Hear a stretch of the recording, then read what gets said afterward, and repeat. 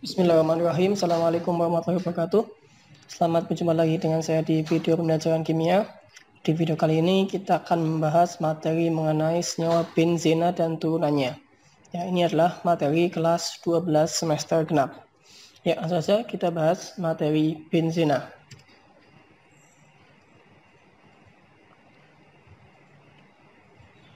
Benzena merupakan senyawa hidrokarbon dengan rumus molekul C6H6 yang memiliki 3 ikatan rangkap 2 secara selang-seling dan berkonjugasi.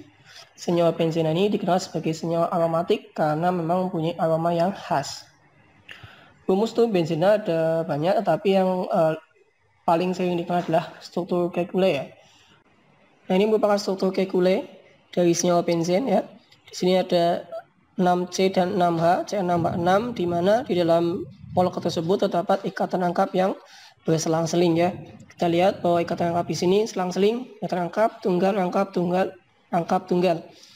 Nah, ikatan rangkap ini mengalami yang namanya konjugasi atau berpindah-pindah.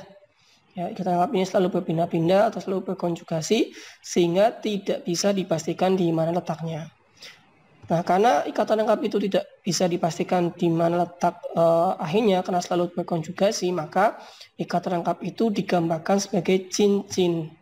Hanya struktur benzena itu adalah skinam yang di dalamnya terdapat cincin yang menggambarkan ikatan rangkap yang selalu berkonjugasi. Ini adalah struktur dari benzena.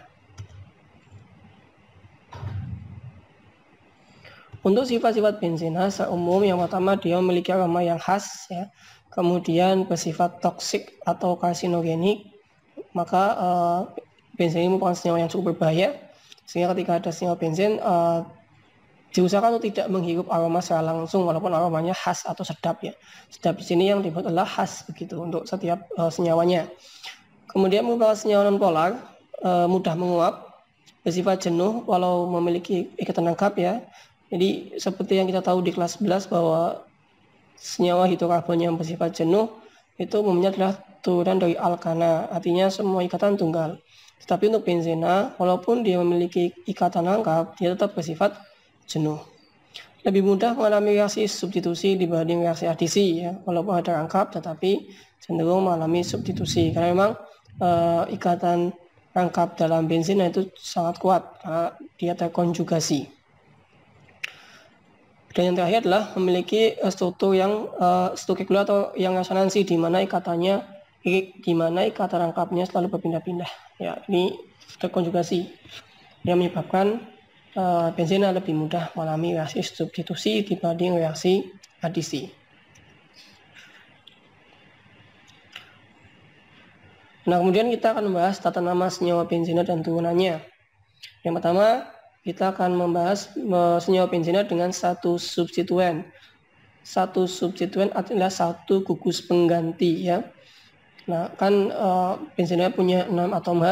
Nah, kalau salah satu atom hanya diganti dengan gugus lain, maka disebut dengan benzena dengan satu substituen seperti itu.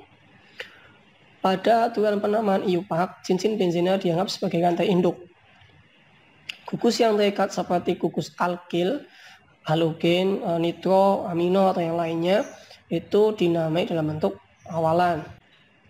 Contohnya ini, ya di sini ada beberapa senyawa benzen di mana benzen ini merupakan rantai induk ya. Nah, kapan sebenarnya benzen disebut rantai induk atau bukan ya? Kalau misalkan rantai lurusnya di bawah 7 ya, itu maka benzen dianggap rantai induk. Tapi kalau misalkan rantai lurusnya itu di atas 7, maka benzen atau nanti namanya jadi fenyl itu dianggap sebagai cabang karena lebih pendek begitu. Nah, kita perhatikan pada senyawa yang pertama, benzen, kemudian satu atom H-nya atau satu gugusannya digantikan dengan molekul C2H3, CH2, CH3 atau C2H5 ya. Nah, maka ini CH2, CH3 itu kan namanya adalah etil ya. Nah, karena nama dari senyawa ini adalah etil benzena itu. Kemudian yang sampingannya saat gugus H-nya digantikan dengan gugus CH3. CH3 ini namanya adalah metil. Nah, karena ini namanya metil, maka nama senyawanya adalah metil benzena. Nah, kemudian untuk yang di sebelah kanannya itu ada gugus H-nya digantikan oleh gugus NH2. NH2 itu merupakan gugus amino ya. Sehingga nama senyawa ini adalah aminobenzena. Dan yang terakhir itu ada NO2 ya, yang menggantikan gugus H. NO2 itulah nitro. Maka dari itu nama senyawa ini adalah nitrobenzena. Tetapi pada umumnya penama senyawa benzena, terutama turunan dari senyawa benzena ini menggunakan nama khusus atau nama lazim atau nama trivial. Ya. Nah, nama lazim atau nama trivial yang sering digunakan itu apa aja? Ya. Misalkan ini ada gugus H-nya digantikan oleh gugus CH2 ya. Di sini masih ada satu tangan. Di sini rumus molekulnya adalah C6H5 CH2. Nah, ini masih ada tangannya, ini namanya benzil ya. Nah, kalau ini namanya adalah benzal. BC6H5CH ya.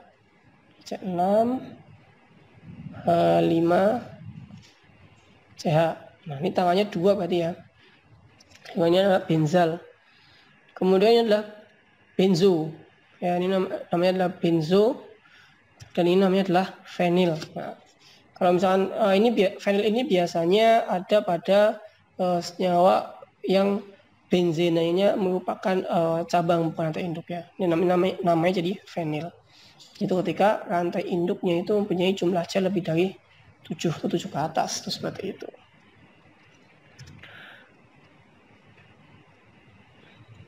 Nah, ini adalah beberapa senyawa turunan benzena dengan satu substituen yang ada di sekitar kita atau yang sering digunakan ya. Ada CH3 atau metilbenzen itu lebih dikenal dengan nama toluena. Kemudian ada stirena atau ethenylbenzen atau phenylbenzen ya, ini dikenal dengan nama stirena. Kemudian untuk aminobenzen lebih dikenal dengan nama anilin, anilina. Kemudian untuk ada nitrobenzena, ada cyanobenzena ya, kemudian ada asam benzen sulfonat. Nah, untuk hidroksibenzen ini lebih dikenal dengan nama fenol ya, yaitu ketika satu gugus H pada benzena diganti dengan gugus OH atau hidroksi. Kemudian ada anisol ya. Ini dari metoksibenzen, ada benzaldehid. Kemudian ada asetofenon. Asetofenon ini dari fenil etanon ya. Kemudian ada asam benzoat. Nah, ini yang sering digunakan sebagai bahan pengawet. Ini mungkin yang paling yang paling sering kita dengar atau kita baca, asam benzoat, karena memang sering digunakan untuk bahan pengawet makanan ya. Kemudian ada natrium benzoat, kemudian ada klorobenzena. Nah, ini dari fenilklorida ya. Nah, apakah boleh pakai fenilklorida? Ya boleh saja ya. Ini namanya klorobenzena atau fenilklorida.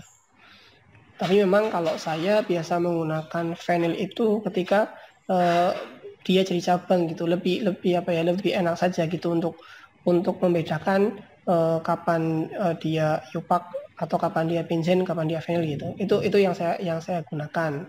Jadi kalau misalkan benzenanya masih rantai induk, saya sering menggunakan nama klorobenzena gitu. Jadi kloronanya jadi cabang begitu. Fenil itu biasanya saya gunakan ketika benzenanya jadi cabang.